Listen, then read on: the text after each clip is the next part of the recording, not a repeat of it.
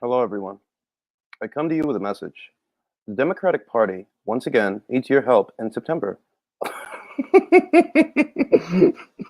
We gonna go live with Ebony shortly. I already sent her the link. I got a lot I want to ask her about, a lot to catch up to. She'll be on in about 10 minutes. I already sent her the link. And we're going to talk about her experience with Shannon Courtenay, her experience in Mexico, because she took a trip out there very recently. We're going to talk about a few other things. Actually, she's actually very tired, so appreciate her coming on briefly. And we're just going to get into a few things. Any questions? Now, remember, the rules of engagement are the same. If you guys have a question that you want me to ask, you have to send in a super chat because my eyes are on the screen. I'm going to be looking at Ebony. So I'm not looking at the comments to see what it is you guys are saying. So if you want me to see it, send in that super chat. I'll see that color icon. Then I'll know that you have a question that you want to ask her. All right. I was goody Martin, was goody bass. Sophia was good. Flip. Sophia, that would be I'm not even gonna say actually. I can't say because if I do, then that would be like I'm not even gonna say. I do have one or two, honest to God, but I wouldn't say because that would just be like really awkward. I mean, nobody likes awkward. Um, and yeah, we're gonna have fun. Yesterday I saw that a lot of you guys was angry in the live. I read the comments back that you guys left. Y'all was mad at Doc. Doc was saucy. You could tell that Doc was drinking. He was saucy. I ain't mad at him because he's a happy drunk like me, but I'm a sleepy happy drunk. Whereas he's a talkative drunk, but talkative happy drunk, which is cool. But I noticed like a lot of y'all was pissed. A lot of y'all was real angry. It was like, oh, he's doing this. Da, da, da, da, da. Hey, what's goody? Jimbo, Laurent, Carlos, Ivan, what's goody? Carolin Dubois just beat Mira Potkonen. She's one fight away from qualifying for the Olympics with that victory. That's a big victory because I know you guys probably aren't familiar with the Finnish amateur fighter, Mira Potkonen. But Mira actually beat Maiva Hamadouche in the amateurs, Michaela Mayer in the amateurs. Who else she beat? She beat Katie Taylor in the amateurs. I think she has at least one win over Katie. Like that's a big scalp for Carolyn. So congratulations to her. That's a real big scalp for her. Look like she going to the Olympics. She one fight away from going to the Olympics. Maiva Hamadouche is going to be fighting tomorrow in a qualifier as well, I believe. It's going to be a good Olympics. This is going to be the first time that I use the channel to keep up. I'm going to try to use the channel to keep up with those Olympics so that we see who does what, who goes where, who medals, who doesn't. So I'm looking forward to that. Looking forward to Tokyo. H Don, what's goody? You too kind, H Don. You ain't had to say that. Joey voice to Ebony Bridge. How you doing? Oh, you wow. Talking about Joey from Friends. How you doing? EJ, hey, what's good, EJ? Ow. You know what I'm saying? And I'll probably get another episode of the relay up later on today. I already got one up now. It's a whole bunch of things to talk about. Just a whole bunch of different subjects. What do you think about the current state of the heavyweight division? It's good. It's deep. It's deep, Dennis. You got Tony Yoka, Filip Hrgovic. You have Arslanbek Makhmudov. In a year or two or whatever, you might have Jalilov integrating himself into the heavyweight division. You in a year or two, you might see Lawrence Okoli moving up. Daniel Dubois on the rebound. I think he's going to win this weekend. I think he's going to win big. He's got a real good corner in Shane McGuigan. The division is deep. There's nothing to complain about. Even with that whole mess of Wilder, Fury, Josh, even with that whole mess, there's still a lot of other fights, still a lot of other fighters. It's a good division, deep division. So I like the state of it personally. I just hope that as these guys is coming up, we get those fights. Joe Joyce, Tony Yoka, Filip Hrgovic. I just hope we get those fights. Appreciate that. Appreciate that, Colin. Appreciate that, Dennis. Iron was good, man. IBR Stella was goody, man. Crazy was good. Call me a hater, but I think Japan want to post. You think they want to postpone it? I mean, I don't know. It seems like all systems is go, and the situation with the pandemic does seem to be more or less stable now, much more stable than it's ever been. So I don't know. I don't know. We'll see.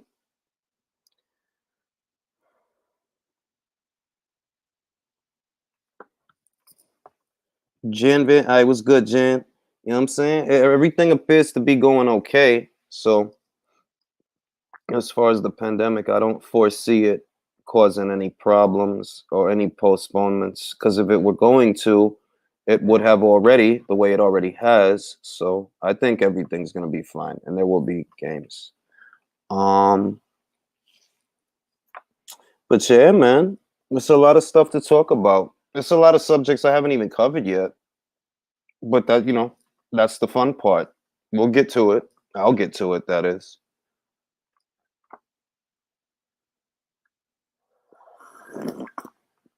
Appreciate that, Daniel. Appreciate that, man. You didn't have to do that. Appreciate that. Yeah, man. I'm waiting for Matchroom to announce. I don't know if they have. I don't know if they haven't. But I've been waiting to see if they're going to sign Ebony. I'm confident that they will. I'm confident. The boxing gods spoke to me in a dream. They came to me and they said they're going to sign her. You'll see. The boxing gods, boxing Jesus. He came down, punched me in my face. Boxing Jesus did.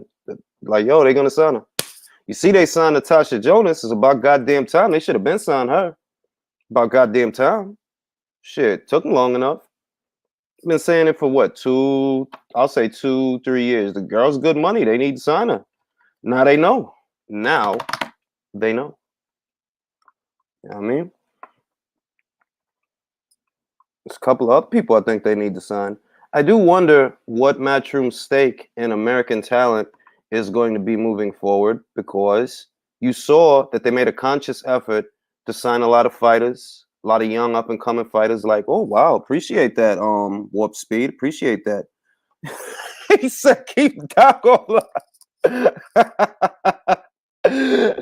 Oh snap, Ty, you not right, man.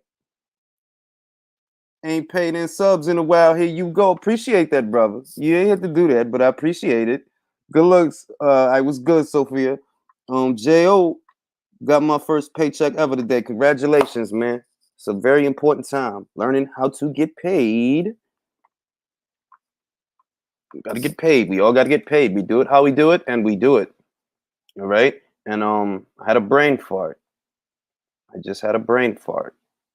I forgot what I was gonna say. Right. Matchroom. I wonder what their stake is now in the American talent, because you saw they made a conscious effort in the past to pick up a lot of American fighters.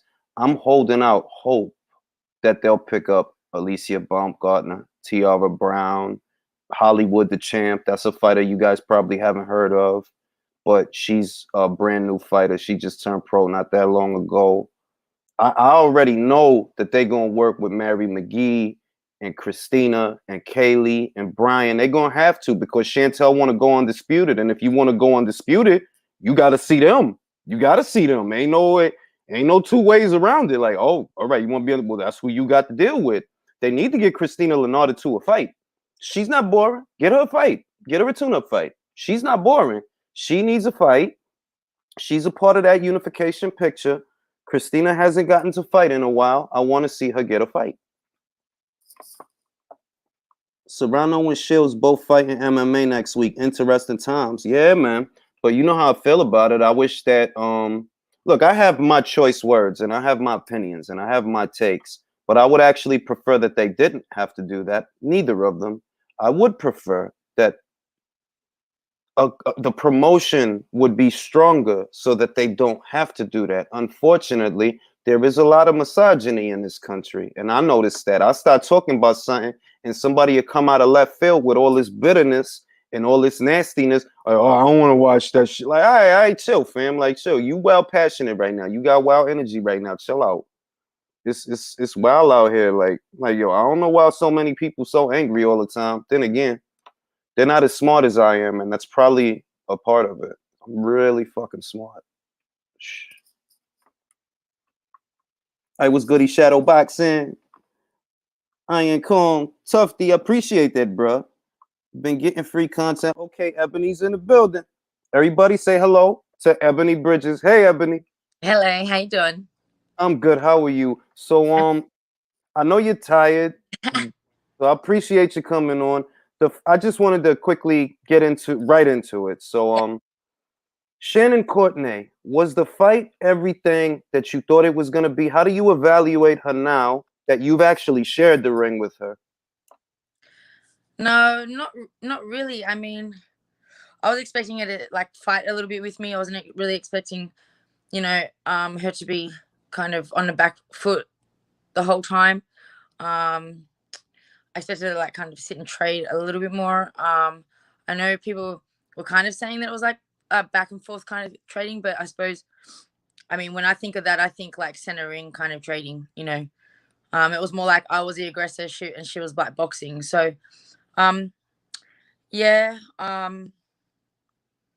I mean, I'm not sure I really underestimated her because I knew she was all right. Like she was good. Probably underestimated her strength a little bit. She was a little bit. She did have some pop to her punches. Um, but yeah. All I right. was. Yeah, I wasn't really expecting her to be boxing so much. You expected her to stay in the pocket with you more, Yeah. as So this is opposed to all the so. moving she did. Yeah. Yeah. Exactly. Yeah. Yeah. I definitely expected that, and I suppose she was kind of saying that as well. I'm a come forward fighter. Like, it's both good because we both come forward and we both like to fight, but it just didn't really eventuate like that. But Mm. yeah, I mean, respect. She's a champ. She got the So win. Hopefully, I get a rematch. So after she won the fight, which got my attention, she won the fight, she becomes the WBA champion. Apparently, Shannon O'Connell from Australia, she's like her mandatory challenger. And I know that they're planning on making Shannon Courtenay versus Rachel Ball too. But afterwards, it's conceivable that Shannon O'Connell might hit the gas with the WBA, like, yo, I want my title shot. What do you think happens if that actually comes into being? Like, do you think Shannon has enough experience to beat Shannon? I think so. Yeah. I mean, it's another fight. I mean, like I don't know what to say. Like, I think that I think the fight with like Shannon O'Connell's last fight. I uh I don't even With know Shanika how to say Johnson? this. Yeah, with Neeks. I think I feel like Shannon's better or like she's definitely stronger than Neeks. And I think she's um more got more output than Neeks. So I Hmm. think there's gonna be more trouble for Shannon. I think O'Connell, I should say. More trouble for O'Connell. Um, but I think yeah, I mean, I think I think O'Connell could definitely beat her with the experience, but um, yeah, I wouldn't even know how that fight would go. I wouldn't say it would be a landslide. I Hmm. definitely can't say O'Connell definitely wins that, and I can't say that Courtney definitely wins that either. Hmm. It just depends on who turns up on a day. I suppose if it's going to be in the UK, good luck to O'Connell getting the judges. Good luck with the flying and all that kind of stuff. Hmm. So a lot of things play into that.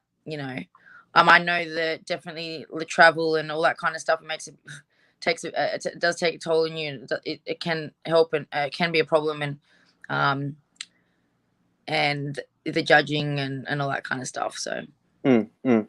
Okay.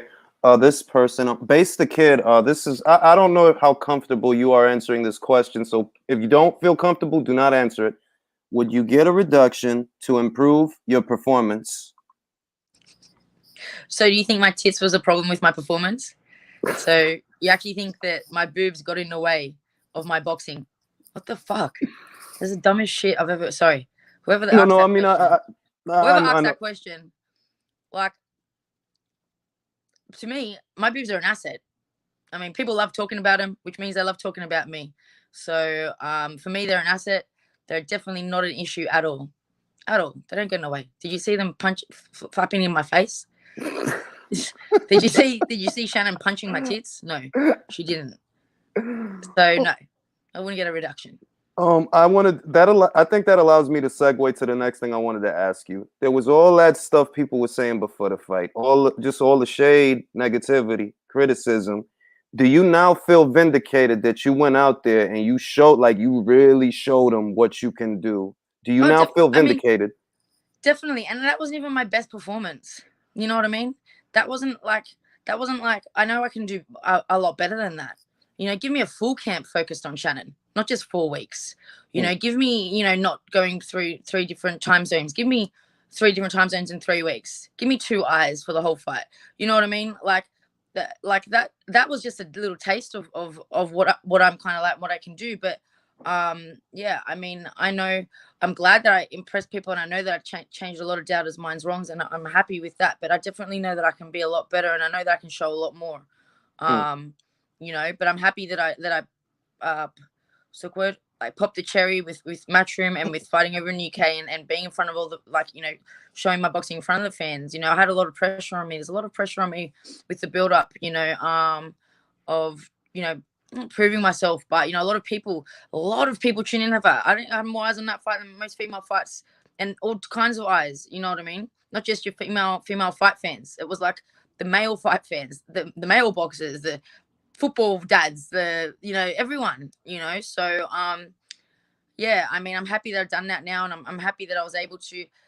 I don't take back anything with that fight. I like how it all happened. Everything happens for a reason. I'm not happy about the eye, but I'm glad in a way, that happened with my eye, because then it also showed not just that I can box, but it also showed my heart, and it showed the warrior spirit that I have. That you can only really do that when you're tested, and when you're up against problems like that. People only get to see that side of you when you're struggling, you know. Which I know I have. Like, I fought with a snapped ankle. So I mean, I know I have that, but it's different for people to see it. So I think I got obviously major respect for that, and yeah. So I think um I think that I couldn't have it couldn't have gone better for me. Obviously I could have won. You know what I mean? But I mean, I'm happy. I'm happy with what happened. It is what it is. You know. I think it was definitely a lot closer. I think it was a draw, to be honest. I mean, I could have even seen me give me up around. It depends on what you like. What kind of style you like, really. But it was a close fight, and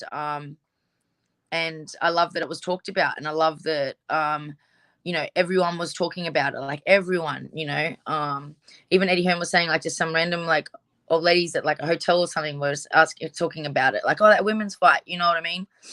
And then now it's going to be compared to like some men's fights and stuff. I saw that, and I like that. Like, that's cool, man. That's that's progress with women's boxing. I'm Yeah. happy that I was part of that. Yeah, because and like the ring walk, like I felt like low key, I felt like a proud dad watching it, because it was like, yo, she got the fucking fight. You know what I'm saying? Yeah, Like, yeah, because you've been along there from the yeah, I was beginning. like, yo, she got Yeah, the fucking. And one thing about the fight that I saw brought up very recently is they got to see that you had a big hematoma in the yeah, fight, and you fought through it like it wasn't even there. Now, a lot of people compared that to the situation with Billy Joe Saunders. yeah. And I wanted to ask you, what do you think about that? Like, when you had that hematoma, did you feel it while you were fighting, or was there just too much adrenaline for you to No, feel it? I definitely felt it. Every time she punched me in the eye, it was like I was getting stabbed. Like, it was like, it wasn't even like a saw pain. It was like a knife. Every time like it landed, it was like a big knife, stabbing right through my eye. Yeah, it was really rough. And it pissed me off because I'm like, fuck again. But it's because I couldn't see the punches, so I was like, fuck. Like, and I'm trying to keep my hand up, but like, some of the like little sneaky shots and that, like, you just in it, it's really hard. Like, and that's why, I mean, I was really closing up in the eighth. I think it was the eighth, yeah. Like, at the eighth, it was like hardly open at all. And then the ninth, it was shut, and I know my corner was telling me to do things, and I had my home coach screaming at me things, and I'm just like, man. And when I went over the corner, I'm like, man, I can't fucking see. Like, I need something else. And that's why I said that I couldn't see. It wasn't because I wanted the fight to stop. As you know, I would never say that. It was just, guys, like, actually, I can't see. Like, I think I was pretty obvious at that point as well. And then Brian Cohen, my trainer here from Philly, like, he gave me some good directions. Like, stay to your right, avoid the hand. And I think I did most of the 10th round. I actually think I run that 10th round. Like I Yeah. was slipping and avoiding all those most of those punches in the first 1.5 minutes. Like, you know what I mean? Because Honestly, I think wasn't if you wouldn't have got that hematoma, and I'm not kissing ass or brown nosing, but if not for the hematoma, which was caused by a clash of heads, I seen like it was caused by a clash of heads. It wasn't a yeah. shot. It looked like it was. So I'm like, yo, if she wouldn't have got that, yo, she fuck around because I saw she got hit, and she like, yo, she was in Quiz Street, like she was like, yo, she looked like she ready to go a couple of times. So if Yeah. not for that, never know. Yeah, Never know. definitely. I mean, we obviously don't know, but I definitely think that I was starting to pick momentum up. I think I was going good in the last few rounds. The 7th round I won, like I blasted her, and the 8th was tight as well. But then yeah, my eyes was shut completely in the 9th and the 10th, and I know the kind of fighter I am, and I always get stronger and better towards the end of the fights. So I just know that it would have been a bit of a different last few rounds. But like things happen for a reason. Everything happens for a reason. It's given the fight even more things to talk about, and I'm not a problem with that. I think that's a good thing. So yeah. All right, Napoli has a question for you to Ebony. To Ebony, big up to you on your spirited effort against Courtenay. You really fought your ass off, and I do see you becoming a champion soon enough. Cheers. Yeah, I think so too. Thank you. Yeah. I think so too. I mean, given the state of that division, like some people think, right, that oh well, Shannon won the belt and she won the fight, not realizing she also won the responsibility. The target is on her back now. Yeah. Ebony gets to progress. Like, okay, well now I'll It take a was tune-up. Go it ahead. was like my 5th fight or 6th fight or something like that. Hmm. And I've only been boxing for 4.5 years all up. Like I had my first fight in 2016, so I haven't even been boxing that long. You know what I mean? I think Shannon's been boxing for like 8-9 years or something like this, and a lot of them have. So you see how I am, and I'm pretty sure I didn't look like a novice. I don't think I looked like someone that's only had a couple of fights. And I mean, I think that, and as you know, because you've seen all my fights, you've seen how I progress each fight. Each fight I come in and I'm 10 times better than the last fight. That's I don't true. come in the same. I don't, I'm always improving. And it might be because I'm fresh, and there's still so much for me to learn. And lucky I learn fast, but I just know I learn more. And I think also, I'm here in Philadelphia for the whole camp. With Brian and Kaylee, which is amazing. It was a bit hard, to be honest. Like I had all the game plan. I worked hard with Kaylee and Brian. And when I got to the fight, I had my home coach in the corner, and I did that, because I'm loyal, and but it became quite a confused corner, and I think that was a big issue as well. So I think having that now, being here in Philadelphia and just having Brian and Kaylee doing it all, and no confusion, no different instructions or whatever like this, I think is going to make a big difference as well. Also, one thing in reference to the performance, which you answered that question for me, was your fitness, your cardio, because you hadn't fought in like a full 10 rounder before up until that fight. Yeah. So going into those mid rounds, how did you feel? Your fitness, like, did you it Fine. didn't I literally really? felt, yeah, I felt like I could have done another 5 rounds. Like my fitness was fine. I was probably Wow. the most calm and not puffed in that fight than any fight I've ever been in. You Mm. know, like the fight that I had with Carol, like 4 weeks before, was way heavier than that. Like that was toe to toe, middle of the ring. I mean, like I was battering around a little bit, but she was coming forward on me the whole time. You know what I mean? Like that was like a high pace, non-stop freaking like war that was. Yeah, So because to she do could that. take a punch. I seen the fight, and I'm like, yo, how is this woman taking all these Oh man, goddamn punches, I dog? know. Like, Even the commentators were like blown away. Like they were like, "Oh, and another one. How is she still standing?" You know what I mean? But she was trying to give it back. You know what I mean? But obviously my defense was a bit better. I was more powerful, but she didn't back down at all. And when someone's pressuring you like that the whole time, and me, I don't go backwards. So we're both like butting. Going hard. So um, that fight was after the 8 rounds of that, I was like, "Fuck, give me a bed." Like just because of the fitness wise of it, you know what I mean? It wasn't because she was strong or hurting me. I was just like, man, I don't know how many punches I threw around, but it was like a lot. Like it yeah, was non-stop. You know what I mean? Where with Courtenay, I mean, I tried to be, but as you've seen, like she was boxing, she was moving heaps, she wasn't staying still, she wasn't really letting me plant my punches. She had a good game plan. It was a good game plan, and you know, it worked most part, and then she'd get caught up in fighting with me, which I think if she was to do that a lot more, then it would have been a much more decisive win for me. So she did what she had to do to win, and you know, it is what it is. Now, I saw that you got to take a trip to Mexico. I saw that you got to meet Bobby Juarez. How did that come about? Did they reach out to you? They say, yo, we could use you in camp to help Bobby prepare. How did it happen? Yeah. Well, I kind of, well, I know I reached out to, I talked to Barbie anyways, and I kind of, I had to go through to Mexico to get to the US, and I thought, you know what, like, where do I want? Where could I go? And I messaged Barbie, and she was like, yeah, like, I mean, I got to fight. That would be amazing. You know, come in. You can do camp. You can stay with me. You can train at my gym. You know what I mean? And I was like, oh wow, like it was like the timing was just perfect for the both of us. You know, I mean, more so for her. You know, they loved having me there. You know, it was a really great experience for me. I was learning a lot, and she was very appreciative as well. Just, you know, because I'm there like giving sparring and stuff, and they're like hardcore in Mexico. And it was awesome. I was a bit sick the whole time, to be honest, which kind of sucked, like, but I just kept pushing through it, and doing what I could. But I feel like, man, if I wasn't so sick, then I feel like it would have been, I would have been, I would have enjoyed it a little bit more. But I went there straight in, like, and didn't even like warm up into it. I just went straight in, like, she's 2 weeks out of a fight, or 3 weeks out of a fight, or something, like 2 weeks out of a fight. So it was like intense training straight away. And like with the altitude and stuff, I probably should have just eased in, you Mm. know, like instead of going straight into all these rounds of sparring and running and all this kind of Yeah, stuff because in the mountains. I saw you and Lourdes. I saw it was you and Barbie and you and Lourdes. For those that don't know, she has a sister named Lourdes Suarez. Yeah, And I seen Lulu. like y'all was mad tired. Like I think you posted it on Instagram there. I was Yeah, like yeah, yeah. mad Well, but tired. because you know me, like, I mean, like I'm like, I pressure these girls, you know what I mean? Like, I put the pressure on them. I don't give them a break, you know, and I don't so they love that, like, as well, because, you know, they get a lot of work from me. And they're so experienced, like Lulu. She's a far out, like, Lulu is an amazing boxer, like she's like next level. I can't wait to see her. Like, I hope she gets on a big, you know, a big platform, because she's a fighter you have to watch, man. Like, she's so good.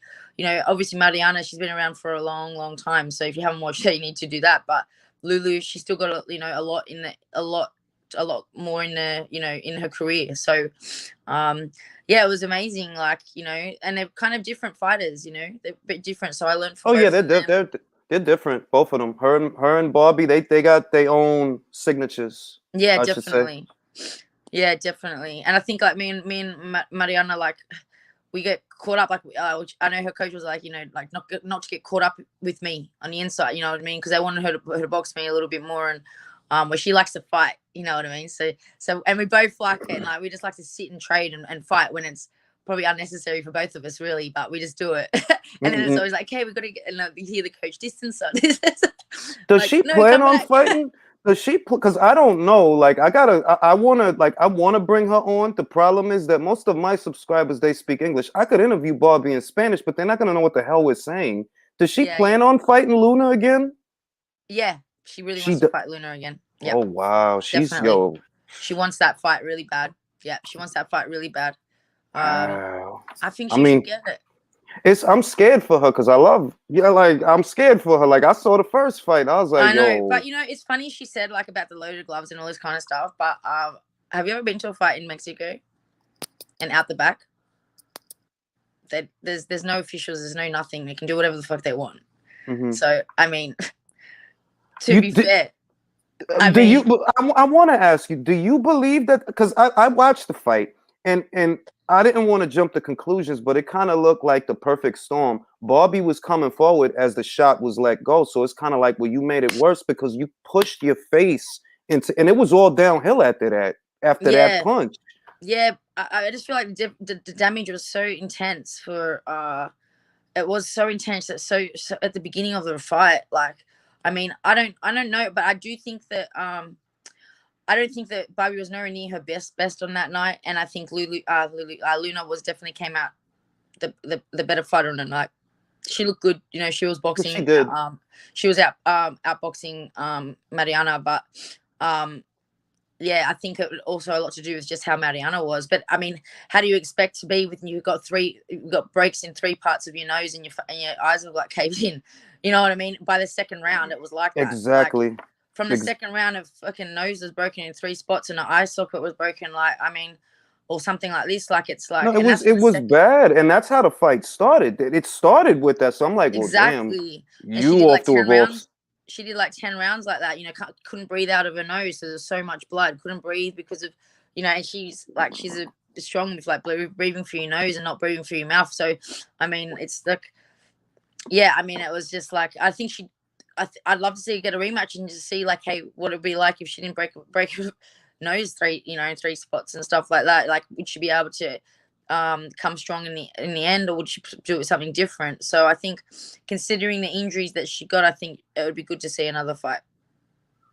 So you took a tour of the United Kingdom. We all saw via social media. You took a tour. You got to see a lot of people. Nicola Hopewell, I believe. Yeah. Hurricane Hopewell. You got to meet Natasha Jonas. You got to Yeah. get up with women's boxing news. I seen y'all was taking pictures and all of that. Yeah. Then you go to Mexico. You take a tour of Mexico. So what destination on the mat can people expect this? Because it's kind of like you doing like a world tour right now. The I Ebony know. Bridges. And it doesn't even really mean to be.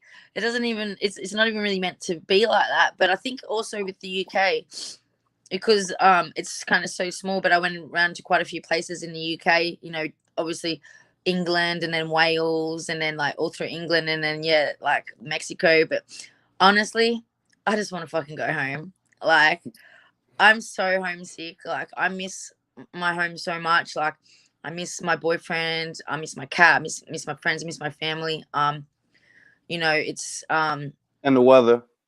and the weather. No, it's not too bad here in Philly, actually. You know, like, this is the first time I've been in Philadelphia and it's warm. It's nice. And I bring the sun and stuff to the UK, so it wasn't too bad, but it was cold over there. But Well, yeah, that's what I I mean, saw. That you was like, yo, it's freezing. You was free. Like, yeah, the cold is some shit on. I'm like, well, at this time of year, isn't it summer and yo, or spring or something in Australia? Because yeah, it's the other but way it's still around. cold. Their summer is like my winter at home. Like, it's so cold Jesus there. Christ. Yeah, I mean, I don't. Yeah, so I'm obviously staying in the US for a while. Probably planning to fight in the US, back in the UK, which I don't know when that's going to be announced. But I talked to Eddie the other day. So that's some good news. And then after that, you know, I'm going home, man. Like, I might not have a home to go to if I stay in here any longer. But yeah, I actually yeah, like, if I knew like it was going to be quite a bit of a wait to get a fight, because it was a fight date but then fell through. But so now it's been like extended, and that's just like, in me, I'm just like, fuck, like, I probably could have gone home for a month, you know, or something like that. Like, I mean, realistically, going home with Australia with the flight times and the quarantine is probably still not worth it. But I mean, in my head, I'm like, could have been done. How long has it been since you went back home? It's been 3 months, but it's going to be quite a few more months. Wow, dog.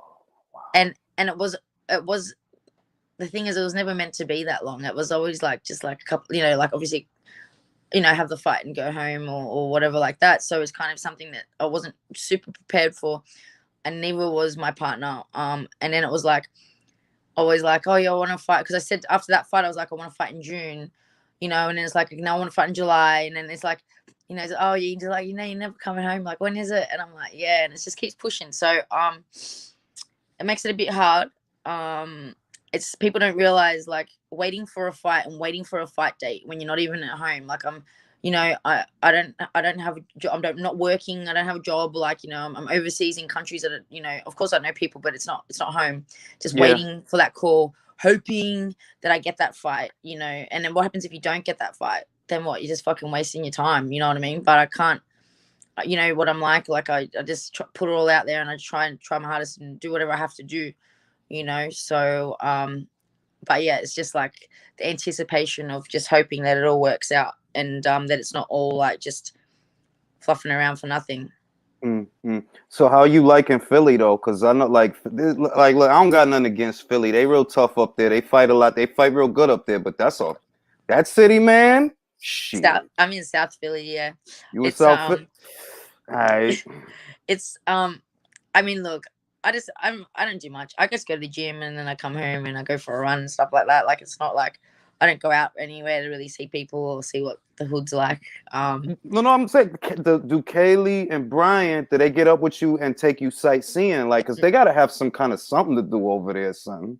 No, Like they, man, I'm not even interested. But I'm not really interested in that. And like this is my fourth camp in Philly, and I still haven't been to the Rocky Steps. And I say every single time I got to go to the Rocky Steps, and I fucking never go because I just don't give a fuck about sightseeing. I don't care about all that shit. When I'm in camp and I'm training, all I care about is my training and rest and eating. You know what I mean? Like I don't know, like I'm just like that. Even kind of like a little bit like when I was in the UK, like Susie and stuff. Like she was like, "Oh, do you want to go here? I want to go there." Nah, she's like, "Do you want to see the bay?" I'm like, "Man, it's just water. I got water in Australia. Like, nah, I'm cool. Like, I just want to hang out with people. I just want to see people. I'd rather see gyms or see people or you know that kind of thing because, um, yeah, like sightseeing is not really something I'm down no, I into. dig it. I dig it. So how do you And like? that was like Because Mariana, like in Mexico. She was like, "Oh, we should go here or there." I'm like, "Nah, I'm cool, man. Like, let's just train and chill and train and chill." Like, so I mean, like you don't have you because I'm pretty sure that obviously the TV programs. I don't know if you watch much TV, but I no, imagine that you don't have your favorite TV shows chilling in Philly because you used to watching stuff in Australia, so you don't even have your favorite TV shows to watch. You yeah. Well, just actually, I don't watch TV. I really don't. I have a room in a TV in this room, and I've been here, like I said, for 4 camps, and that's a long time to not turn the TV on ever. I've never turned the TV on in this room, and I just don't watch TV. But when I was in Mexico, because I was sick, I was really sick in Mexico quite a few times. I was bedridden for like 6 days out of the 2 weeks. Like, I mean, there was 3 days in the first week that I was like in bed and I couldn't move, and then the second week I was in bed for another 3 days, like, and I was so sick. So, and just lying around in bed dying, like. So so I was like, I needed to like start something. So I got on Netflix, and this is a funny story actually. I got on Netflix the first week, and I'm like, what can I watch? And they had this series called Blind Spot. Blind Spot. Anyways, I don't know if you heard of it. Anyways, like FBI, I'm into crime stuff. Anyways, FBI, and this chick, she's covered in tattoos, and all the tattoos, like, story so short. I really got into it while I was there, and I was watching it and into the episodes. And then when I came to Philly, I was like, oh yeah, like I can just like continue watching that because it was like two episodes left of like one of the seasons that I was at. And I'm like on Netflix trying to find it. I'm like, what the fuck? Where is it? I'm like, I was just watching it. Like, where is it? And then I like Googled it, and it was only in like Mexico, Argentina, and like Brazil, in these certain countries that it played. And I was like, "You're kidding me! I don't even know what happened." Like the end. wow, So that's I've some actually gone and bullshit. So I actually was went. it your Netflix account that you were logged into? Because I'm thinking if it's your Netflix account, you should still have access to it because you've seen it before. Yeah, but it was my Netflix account, but the Wi-Fi was on Mexico on the Wi-Fi Mexico. So then it kind of picks up that you're in Mexico. You know what I mean? So then it gives you the Wow. options that are in Mexico. So then I had to go and buy. I went and bought the series, like the 2 seasons or whatever, so I could watch it, finish it. Because I'm like, I can't just like leave me hanging like that. Like, fuck that. Yo, so that's putting. So that means that it's like, I never thought of that, but yeah, like there's like whole movies and series that because all the information is compartmentalized. What's yeah, available in one country is not yeah, available in another. So, that's some yeah. bullshit. I'd have And been also, mad. like the Zone, I can't watch the Zone. I can't watch the Zone on Wi-Fi anywhere. Mexico, UK, America. I have to put it off Wi-Fi and use my data to watch the Zone because if I put it on a Wi-Fi, it says you can't watch the Zone in the country that you don't sign up in. What? Yeah, That yeah. wait. So let's say I sign up in America. Let's say I go to Greece, right? You can't watch What? it. What? You can't watch it on their Wi-Fi. Like it depends on your internet, your phone, I suppose. Like my internet on my phone, when I'm international, I can use my phone as normal, like data. I just got to pay a little bit extra for the month, a lot extra, but but it still works like normal. So then it acts like, or it feels like it's in Australia.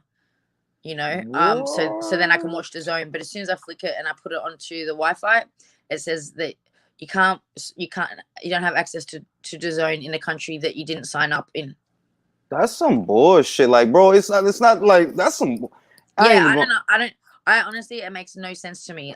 Yeah, I don't know why it's like that. because But you paid already, regardless of whatever. The access should be global yep, because you paid already, or like I got the annual, so I'll be mad than a motherfucker. Like, what you mean I ain't got it? I paid yep. already, And bro. then but I don't know, because it's like sometimes some fights, in Australia, some fights that we have in Australia aren't shown on DAZN, because DAZN don't have the rights like Foxtel have the rights in Australia. I've noticed Hmm. that sometimes, where I'm Yeah. like, why are you guys all watching it on DAZN? It's a DAZN show, but we can't watch it on DAZN in Australia. We have to watch it on Foxtel on pay-per-view.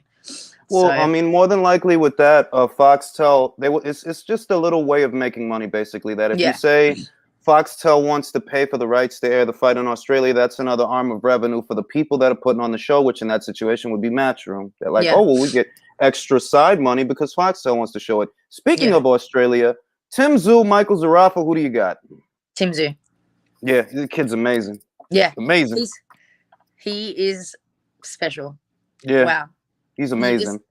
I mean, even like, yeah, I just can't.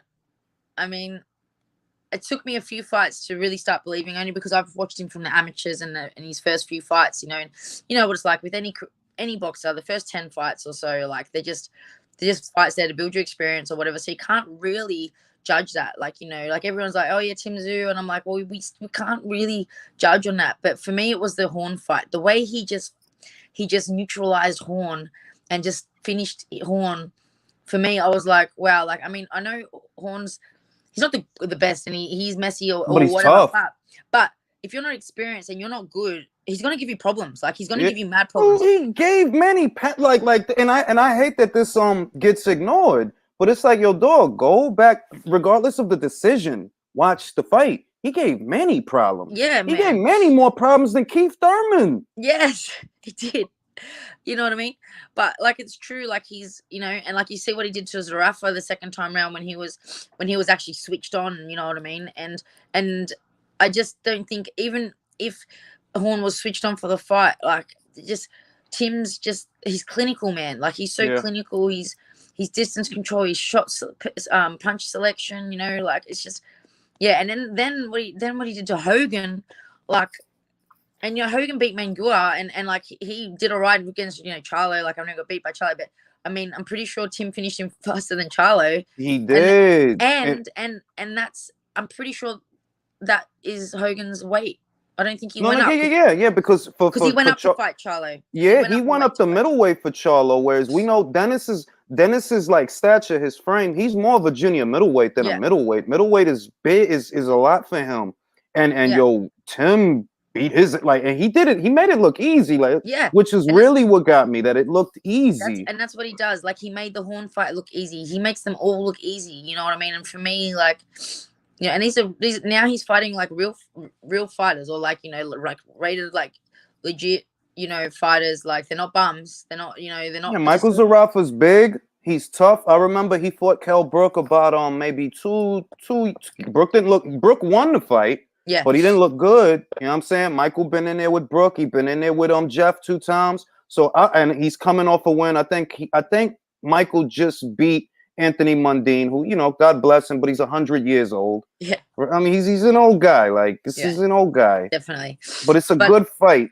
yeah, I definitely think it's a good fight. But I think that yeah, I just think that Tim just neutralizing like he does to everyone. I think a lot of people underestimate Tim's timing. A lot of people go to fight him. They underestimate his timing and his distance control, and just his small little movements. Yeah, I think I look forward to that fight. Nothing wrong with Zarafa, but I just don't. I think he's at that level. Like, I mean, he's can hold himself up there. As he's fought, like you said, he's fought Kell Brook and all that, but he's not going to beat him. Yeah, he's not going to beat Tim. What about Justice Hooney, Paul Gallen? Oh, Hooney's talented, man. Yeah, He was talented. yeah. I was actually looking at him, like not watching, but I just, he popped up on my feed, and I was like, because he's doing the Olympics. I'm like, how is he prepping for all this and the Olympics? Like, it's such a different kind of The thing. same way Maiva Hamadouche is doing it. She is still the IBF super featherweight champion, but she's fighting tomorrow to qualify.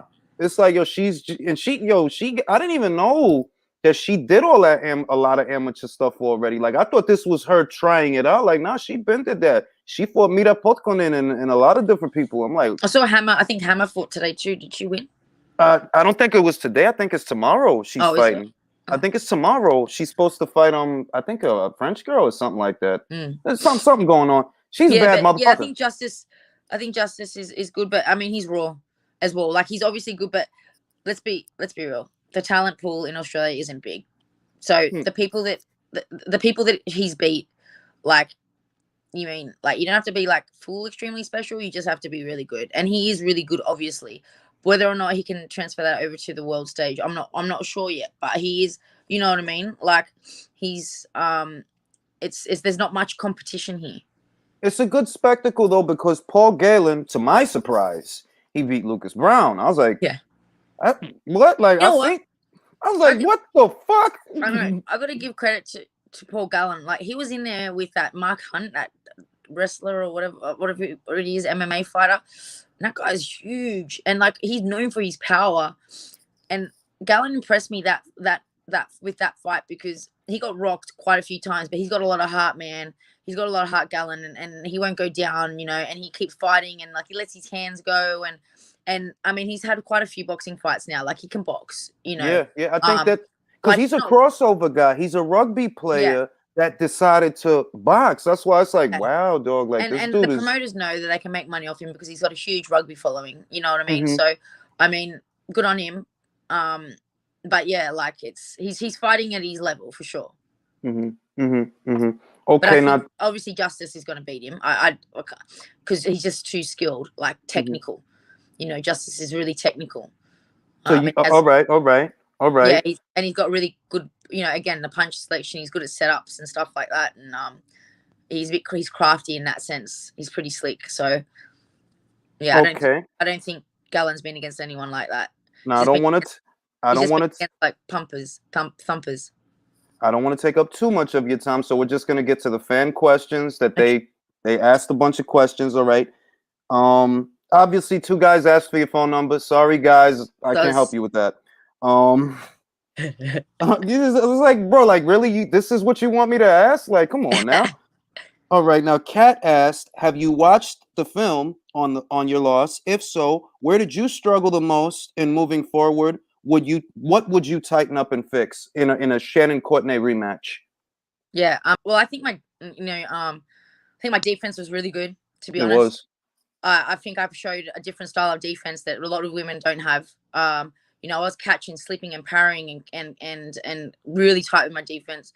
I think what I want to improve more is just letting my hands go a lot more, throwing more combos, because I was catching a lot, and my defense was good. She wasn't landing punches, but then I wasn't throwing enough back, so it looked like she was doing all the work. But I need to, like, let my hands go a little bit more, which I think that's one thing that is good about Kaylee and Brian and the coaches here.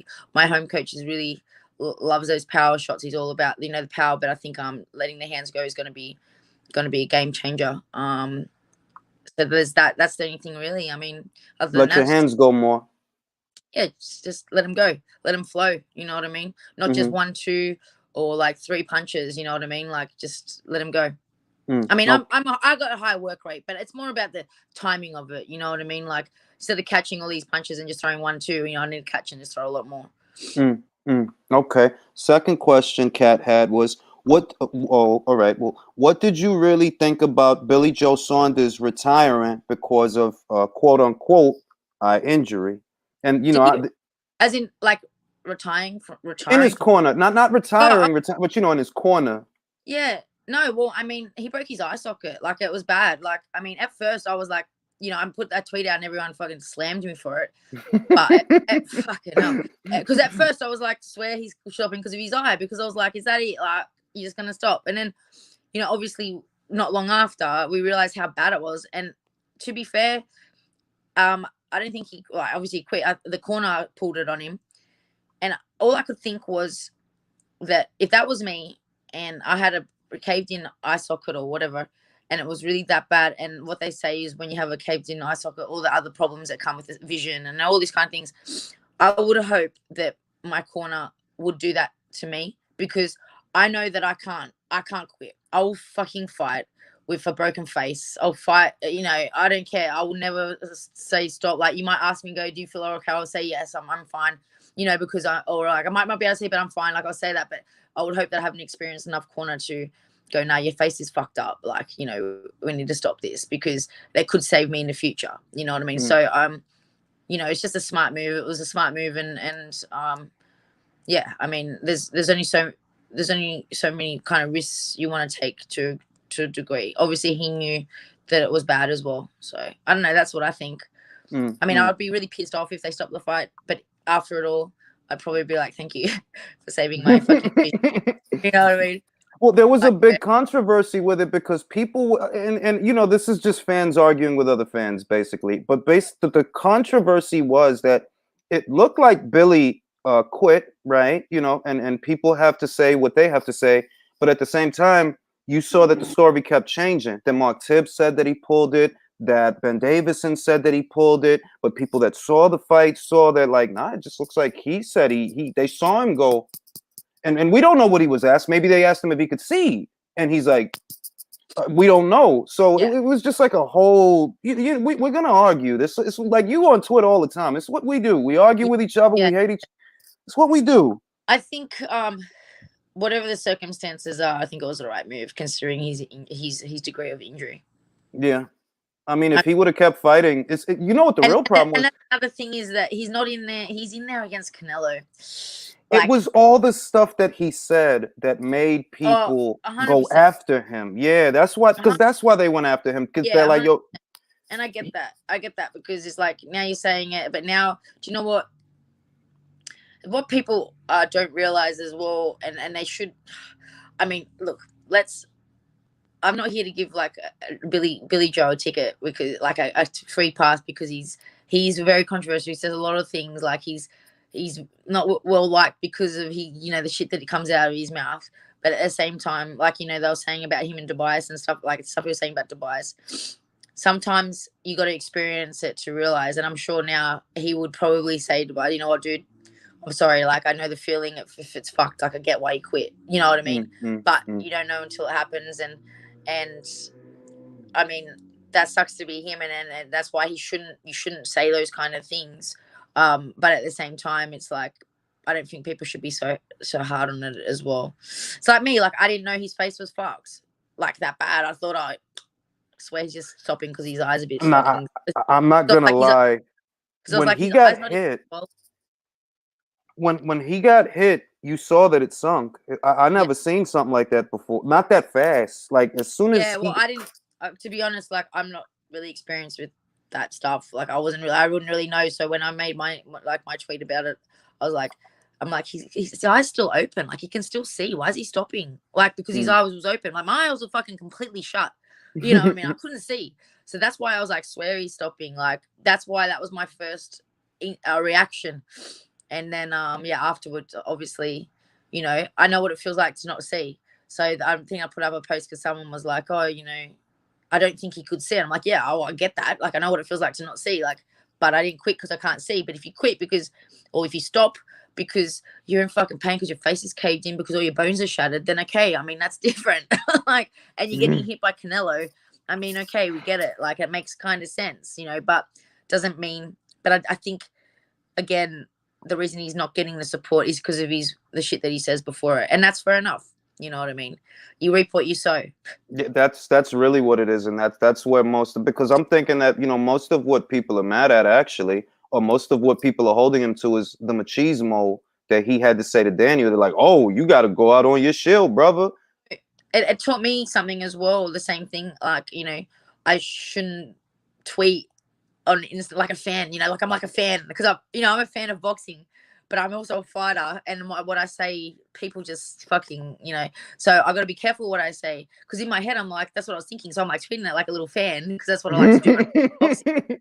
But I just realized that, okay, you need to like take a breath and think before. Like, there's some things that you just need to be, like, especially, it's touchy, like talking about fighters and quitting and things like that. Like, it's a bit of a touchy subject, you know what I mean? Oh yeah, and And Twitter's just look. Everybody on Twitter, like except me, I don't know about except me. I'm happy.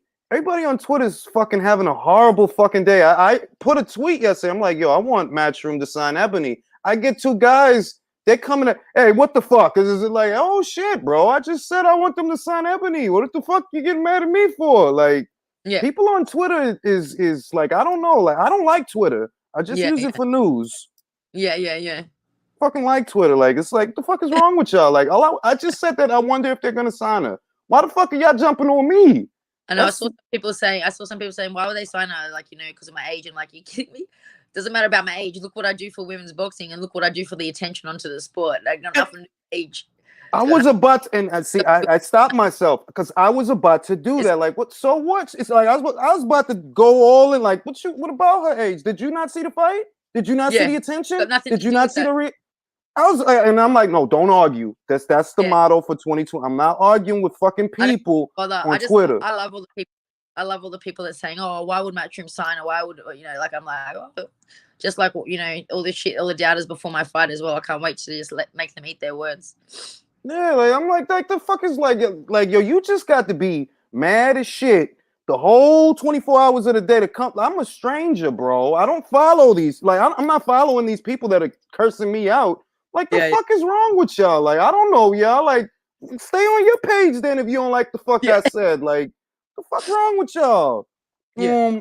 So let me just get back to some questions. How will you reposition yourself for a title shot? Which route, by way of which alphabet sanctioning body, which route would you like to aim for? Oh, I'm not fussed, hey, and obviously that's up to my team, my management. That's their job. With all that kind of stuff, the fights and that, and positioning me and what's next and stuff. So yeah, I mean, I don't really care as long as I'd like to try and aim for one of the 4 belts. I obviously want to have the rematch with Shannon. I'd like to do that. Even if she happens to lose against Rachel Ball, I'd still like to fight Shannon again, even with no belt. Like, I think it would be a good fight. And it's only because I like to give the fans what they want. I'm all about crowd pleasing. I'm about giving the fans a good fight. So I'm about giving them what they want. And for me, I'll take fights if that's what they want. It's got to be worthwhile for me as well, though. I'm not going to just go fight some whatever no name that brings me absolutely nothing just because she has like 5 people that want me to fight her. You know what I mean? Like, it has to. We ain't gonna talk about that because somebody came to my head and I'm like, nah, we ain't gonna do that. We ain't gonna talk about that because there was something going on. Like, I ain't gonna hint it. I ain't gonna say nothing anyway. We're gonna move on from that because anyway. All right. Next question. Okay. I have another question. What are your thoughts on female boxers having to over-sexualize themselves in order to sell fights rather than using their skill to grab attention? That came from Kat. I don't know, Kat. How many people can you tell me that are top 5 fighters or the top 10 female fighters that over-sexualize themselves? Because they have to. I can't see any of them. None of them do it. No one over-sexualizes themselves. You know what I mean? I go, with me, I just like being sexy. I like wearing lingerie. I like being hot. I think that it does get more eyes on the sport, but I don't think there's really a problem with that. And I like to do it. It's not like I have to do it. That's me. If you know me, you know that that's how I am. I like to be feminine. I like to be sexy. It's not like I'm like, oh, I better go, show my tits. And I better go, show my fucking ass because, it gets more views. I'm not like that. Go look on my Instagram. You'll see no ass shots. You'll see no tit shots. You know what I mean? I don't do that. I stand on the scales in lingerie and that's it because I think it's something I like to do. I like to wear lingerie. That's what I wear. I'm not going to go buy something I'm not going to wear to put it on scales. Like, why? Understood. So, if she's referring to me, then that's my answer for me. For everyone else, I don't know who you're talking about that over-sexualizes themselves to sell tickets. I don't know many girls that put bums on seats because of that. They're not doing it. That's why I probably get so much attention because not many girls do it. There might be some that try, or whatever, but I don't think it actually it doesn't show that it actually works, because otherwise there'd be a heap of fucking sexy women walking around with their asses out. You know what I mean? Like, I don't know. No, I mean it's and it's we had that like we've already had that conversation the last time that like yo, do what you want if you as long as you feel comfortable, because it's not about having to. It's if you feel comfortable. It's not like someone's going to me. It's not like someone's going to me, or like a promoter, or like Eddie Hearn, or someone's going, okay, you need to do this. I don't have like some PR telling me, hey, okay, Ebanie, this is what you need to do. You need to show your boobs. You need to be sexually. You need to be sexual. Like, it's a choice. If you have a coach, or you have a manager, or you have a promoter telling you to fucking do that, then that's fucked to me. Do you know what I mean? That's fucked, because that's someone telling you how to be and how to do, and I don't think that's right. But if that's what you want to do, and you think that it's gonna help you or whatever, then you do it. But it's definitely not something. There's plenty of females that don't, that just, most don't. Well, look at Eddie Taylor, and like Clarissa, they don't, and they're all, they get eyes, or they're up the top. I know, I get it, like how I am and who I am. It gets a lot of eyes in the sport, so people think that I'm doing it to get it, and I mean, it just happens that what I do and who I am gets people looking and talking constantly. No, also they don't know your background. They don't know that you used to lift. They don't know that that's like stage, like with a G-string. Yeah, like literally to you, it's like that might come from, at least that was always my interpretation of it. But because I knew that this is a person that used to do competitive bodybuilding, so standing up there in that with like a thing, that's nothing. That's light work. That's regular. I knew that. When I was bodybuilding, I used to go to the gym. I used to drop my pants and flex my quads in front of people. Like, I mean, that's just what bodybuilders do. You know what I mean? Like, we have no shame of showing our bodies. Like, that's what we work so hard to do, is to show our bodies. And it's the same thing for me. Like, when I'm doing my weigh-ins and stuff like that, I'm like, I fucking worked hard for this day for tomorrow. Like, I'm going to show it off. Like, because you don't see me showing it off outside of that. You know what I mean? Like, I don't. So. All right. Next question. What do you think needs to change to achieve pay equality for women in boxing, and how do you respond to people who say it's not possible because women only fight for 2-minute rounds? What needs to change? I don't know. We need to just get more eyes on the sport, and that's what I'm trying to do. That's my mission. That's why, like with the whole Shannon Courtenay thing, that the whole build up, like, we need more fights. Like, females need to have more rivalries. We need to have more fights like that. We need people to get interested in the fight. That we need to get invested in it. So many people got invested into that fight and that fight week because of the build up, because of that little, that shit talk that we do. You know what I mean? It's just about I honestly think the only way for us to get more eyes on the sport is, bigger pay is eyes on the sport. Because it's revenue. Yeah.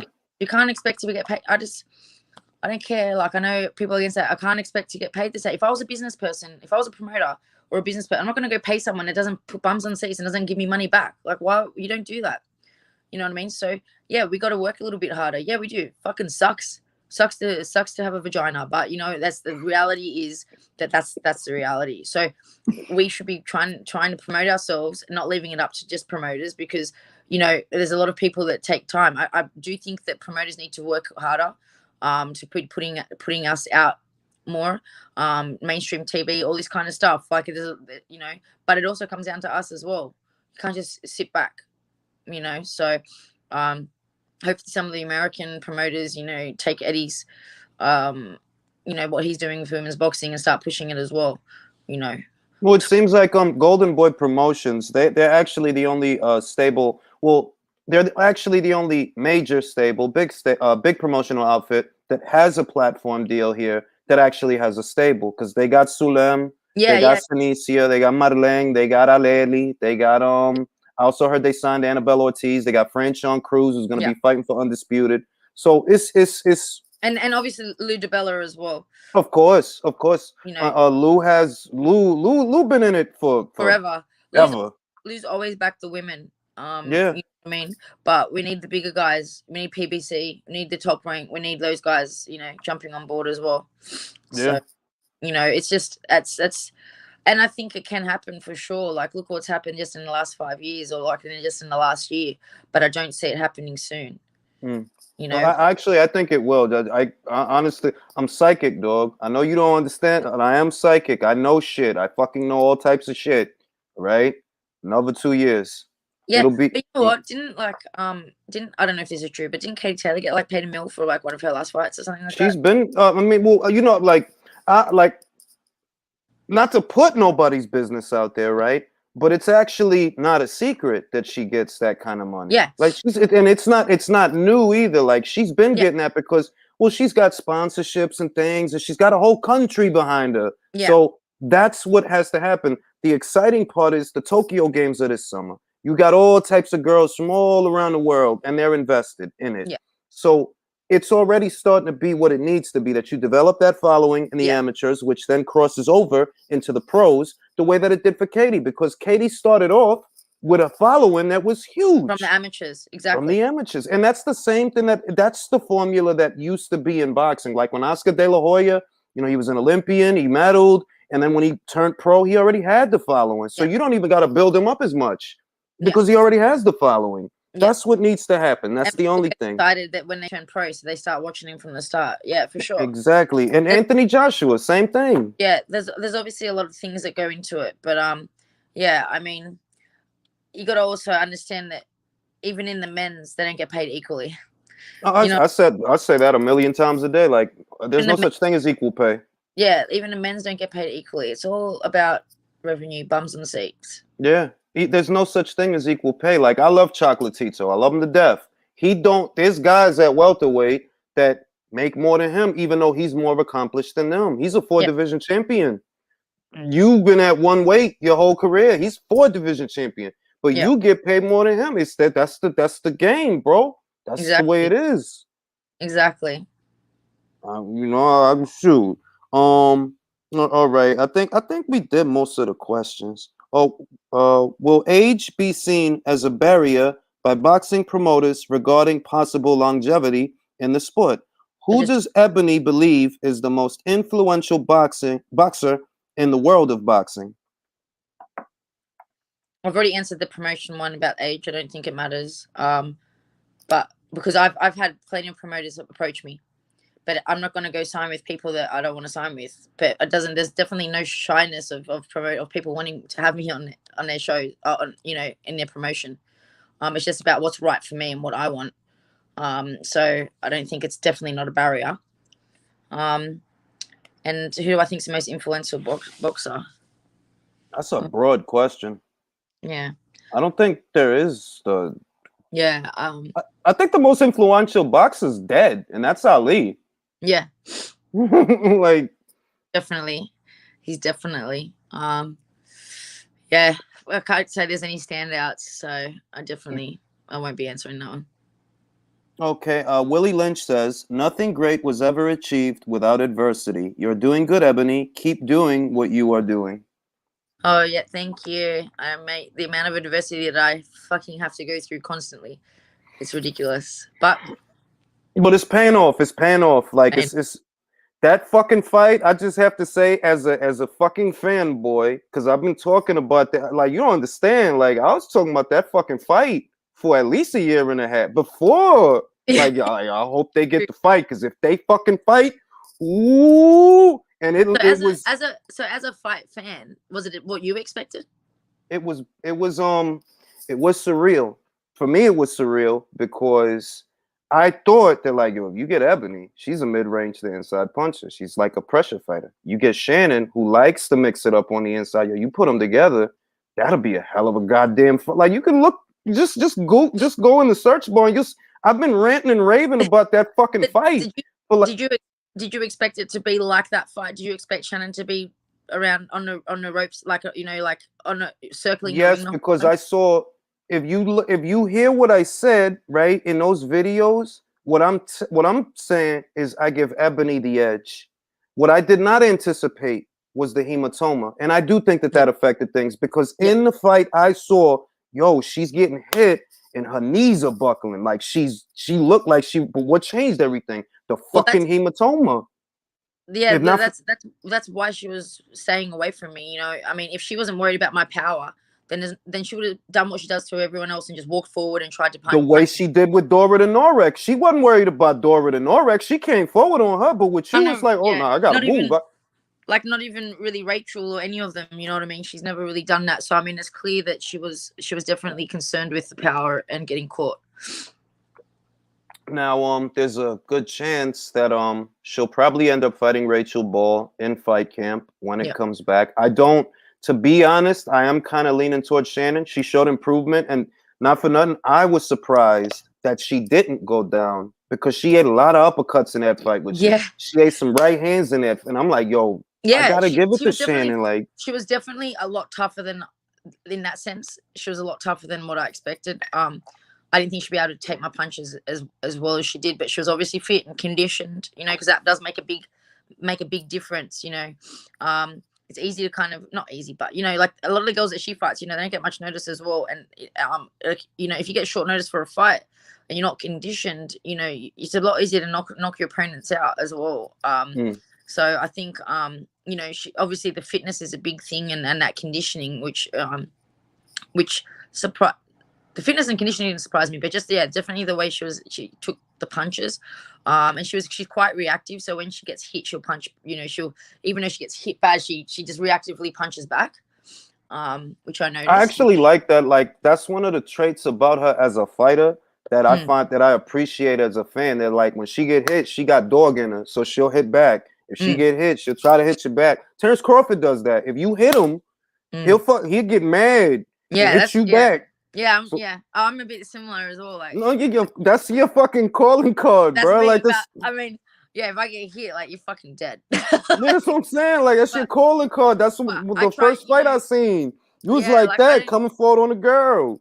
Yeah, like, you mean, I mean, I try and avoid getting hit. Like, I do those slipping and parrying and catching, and I feel like the judges missed all that. Like, they don't see the defense that was in that fight.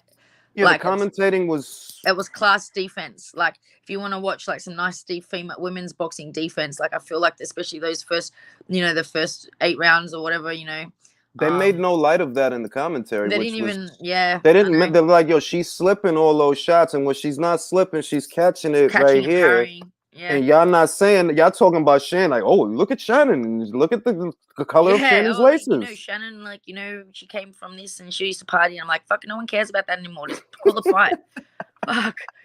Fucking no. Oh, shit. All right. Well, look, Ebanie, it's always a pleasure. I'm glad you came on. I'll get some rest. I know you're tired. Appreciate you giving your time. All good. You know, I just can't help it. Even though I'm tired, I just love talking boxing, so it always ends up being long. Appreciate you. Keep still. See ya. Nah. Bye.